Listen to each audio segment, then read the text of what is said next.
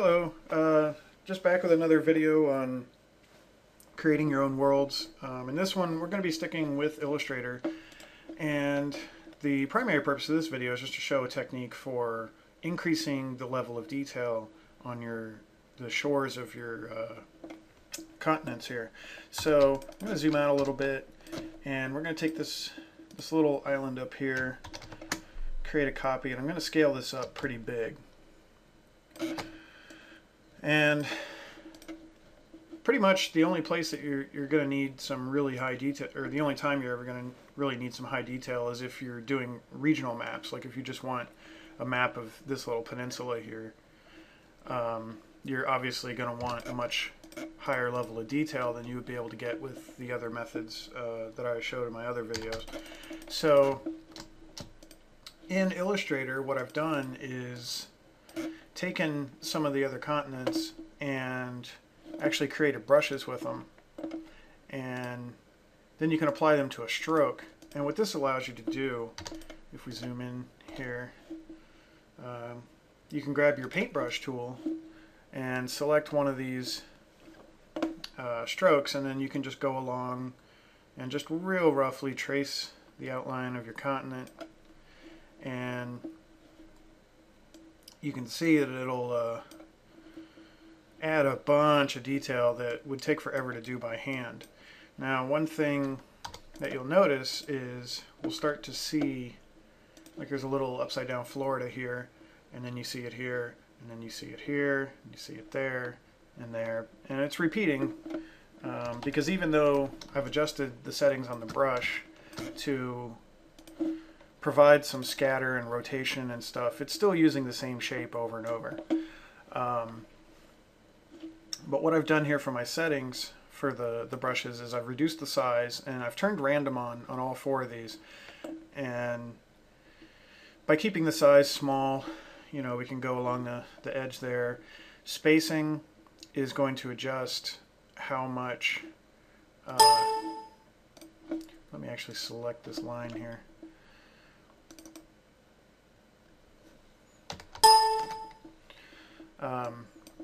Spacing is just going to control how much spacing you've got in between each instance of the continent that we used to create the brush. So if I grab this here and I drag it up, you can see there's a lot of space in between them. So we want to keep the spacing pretty low because we want them to overlap. Scatter is a lot like spacing, but it's how far out from your line that these objects are going to appear. So like if I take this and slide it up, you can see that on that side of the line they're scattering pretty far. If I bring this back down and then adjust the other one, you can see it affects this side of the line down here. So we do want some variation, but we don't want it to get very far away from our path. So, you know, just somewhere around -20, +20, or -10, +10, depending on the size of your initial shape that you dragged over. This is actually the one that I used, so that's why on the size I've got it only going up to about 70%, because I don't want any of the instances to be that big. And then on the rotation, we want a full range of 360 degrees, that any instance of this shape could be rotated as it goes along that path. And that's pretty much how I set up the brushes. You will have to kind of adjust these depending on how far, you know, zoomed in you are when you're doing this kind of stuff. But for right now, we'll go ahead and apply it. Actually, no, we'll just cancel out of that. But what I did was I set up 3 different brushes with 3 different continents, and that just gives us even more variety. This one's actually got a little too much space in here, so we can go in and adjust this. Actually, it looks pretty good now. So somehow on my brushes I ended up with the same one on 2 of them. But you get the idea. So down here, I've just drawn a path along the edge here, and you can see what I was talking about with it adding a whole bunch of smaller higher res detail onto what is actually a pretty simple outline. So you also get some inland lakes and things like that. But I'm just going to grab the paintbrush tool here, and I'm going to select the second one, and I'm just going to run down so you can actually see it in action. And there we go.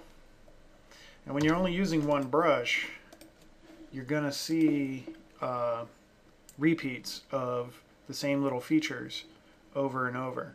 Like you've got it here, you've got it here, got it there, got it there, got it there. So that's why I made 3 brushes, because now I can grab the paintbrush, draw another line, and it just breaks all that up. Anywhere that you've got a, you know, any of the repeats of those shapes, and you can go in, and even only using 3 brushes, you can get a wide variety of different shapes. So that's pretty much the long and the short of it there.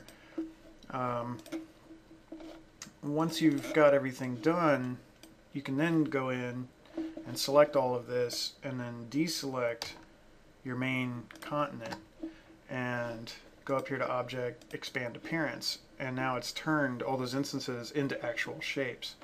And then while you've got them, you know, you can go in and ungroup any of them that are bunched up.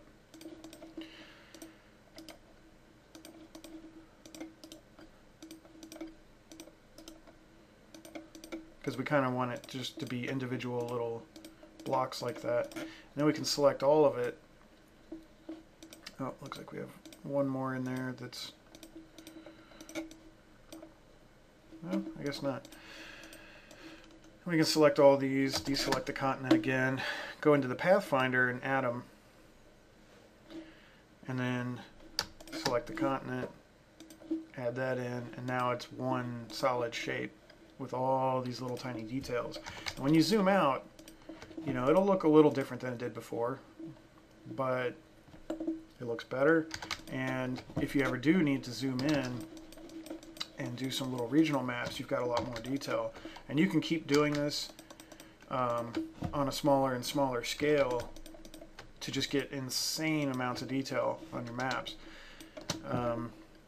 But keep in mind too, before you do this to your map, make sure you save a version that's a little more simplified, so that way when you're doing your world map, you're not having to deal with all of the points that are up here. If you look, if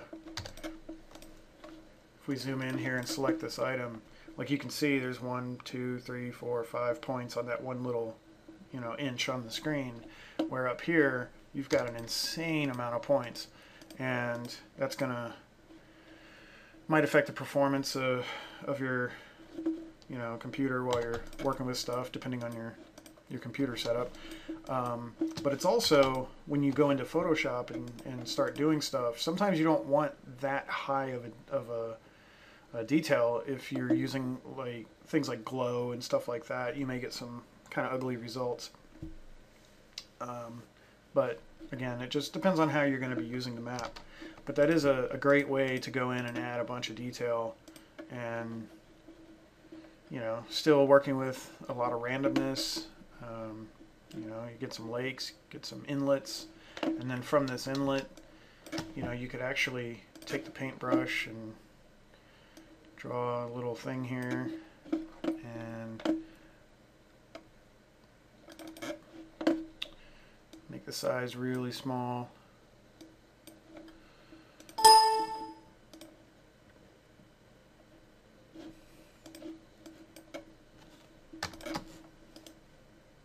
And then we can expand it, change it to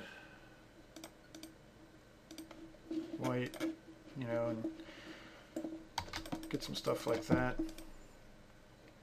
But yeah, it's just something I wanted to show you. You could also, if you're, you know, you could do a similar thing with white and actually use it to draw your rivers and stuff cutting in.